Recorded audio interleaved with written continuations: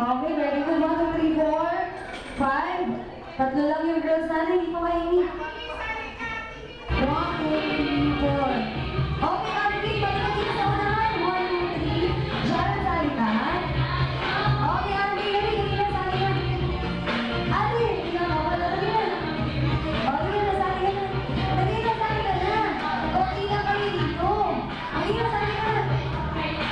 Okay, naiiyak ka din. Sige, pero for sure, mamaya sasali din yung mga yan. Pero, for December lang, lahat ng kids muna ha. Mag-move dun kayo sa dulo. Move muna tayo. Move. Okay, kids, makinig na mabuti. Madali lang yung first game natin. Para sa first game natin, tatawagin natin ito, shoe jumble. Kung saan, ang gagawin nyo muna, magtatanggal muna kayo ng mga sapatos, rubber shoes, or sandals man yan. Okay, kayong slippers. Bubal natin mga slippers mo. Bubal. Tapos taas. Taas natin yung mga sapatos. Taas. Okay, very good. Boys, sabi tayo.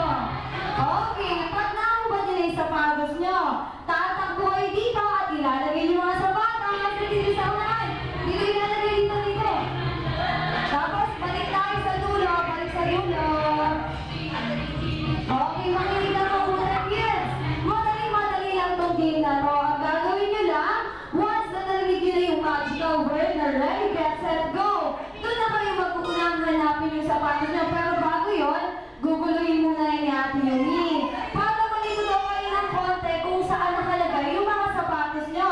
And kids, ganito basta narinig nyo na yung word na ready, get, set, go. Kailangan tumakbo kayo, hanapin yung mga sapatos nyo, at dapat mabilis nyo isuot. Kasi, sabi sa akin ni Joseph, pipili daw siya ng pinakamabilis na magsuot ng shoes. Yung unang 5, first 5 lang yung first 5 na makakapagsuot ng sapatos at pupunta kay Joseph, ayun yung bibigyan niya ng prize.